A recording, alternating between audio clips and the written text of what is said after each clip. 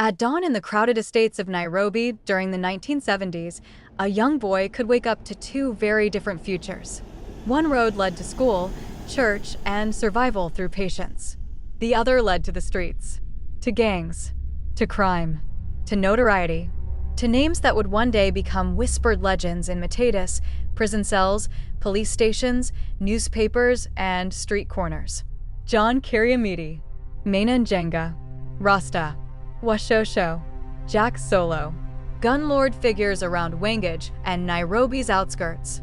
But Kenya's criminal legends did not emerge from nowhere. Behind every notorious gang, feared movement, or urban criminal figure was a deeper story, one tied to governance failures, poverty, broken systems, social neglect, and a rapidly changing nation. This is not a story about glorifying crime. It is a story about understanding how a society slowly created the conditions that allowed such figures to rise repeatedly across 4 decades. The city that grew too fast. When Kenya gained independence in 1963, cities began expanding rapidly.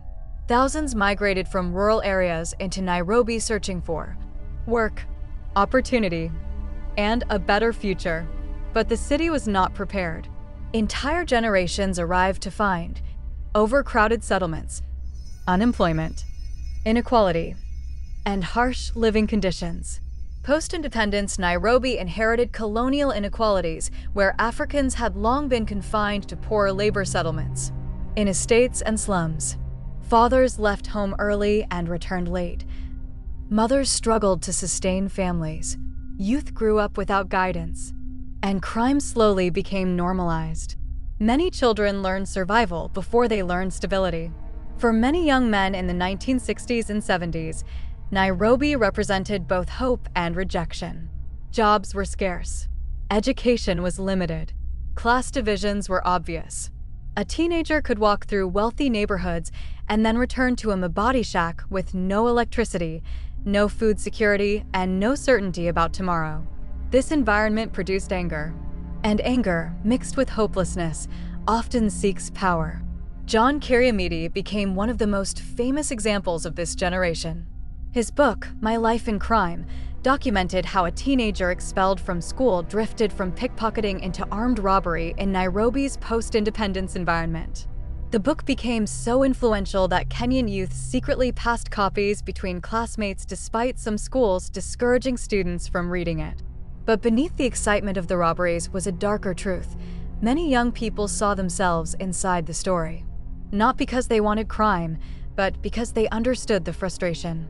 As Nairobi expanded, governance struggled to keep pace. Entire neighborhoods developed with poor housing, weak policing, corruption, unemployment, and little youth investment. In many areas, gangs filled the vacuum left by absent institutions. Some groups became protectors, transport controllers, extortion networks, or underground employers. The government often reacted after these groups had already rooted themselves deeply into society. In the 1990s and early 2000s, groups like Mungiki emerged within this environment.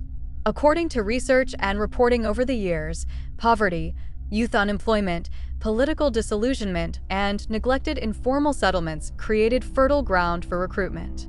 What began partly as a cultural and youth movement later evolved into a feared criminal and political force.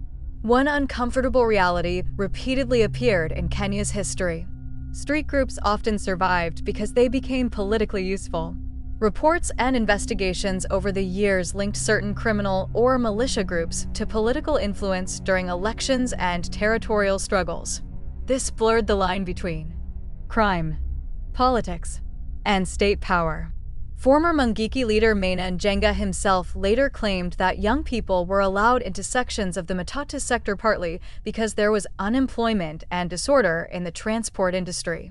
For unemployed youth, these systems offered income, protection, belonging, and influence. For political actors, they sometimes offered mobilization, intimidation, territorial control, or street intelligence. The relationship became dangerous. Because once violence becomes politically useful, dismantling it becomes difficult. Kenya's urban transformation also weakened traditional family systems. In many rural communities, elders guided youth. Discipline was collective, and identity came from community. But city life changed the structure. Parents became economically overwhelmed.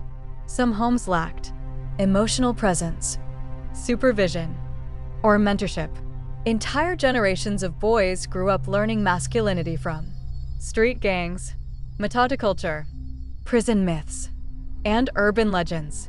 In many estates, gang leaders became role models because they appeared fearless, wealthy, respected, and untouchable. The streets began raising children faster than families could. By the 1980s and 1990s, global media heavily influenced Kenyan urban culture. American gangster films, reggae rebellion culture, hip-hop imagery, and action movies shaped youth imagination. The outlaw image became attractive.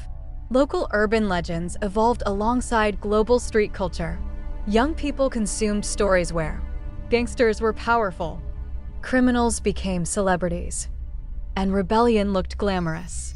Meanwhile, Kenyan media began sensationalizing notorious criminals.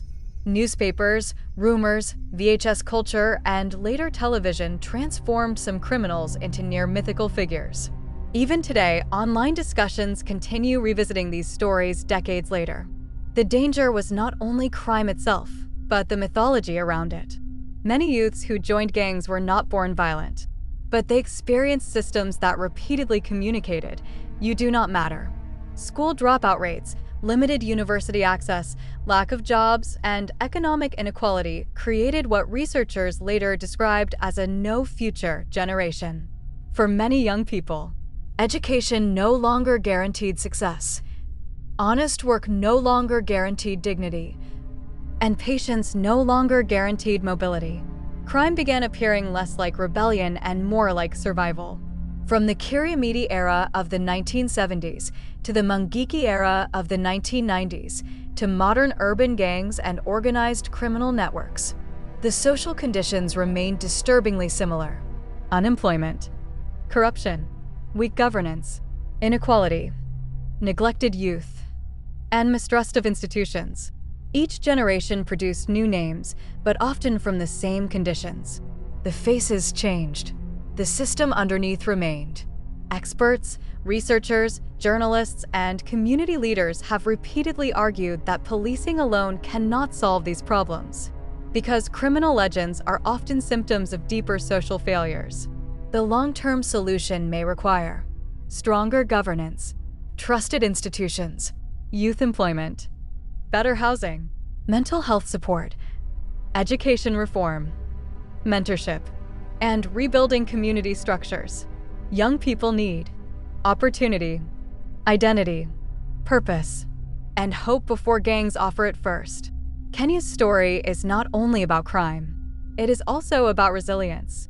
Millions of young Kenyans face the same poverty, same pressure, and same broken systems, yet still chose honest lives. That may be the most important lesson of all.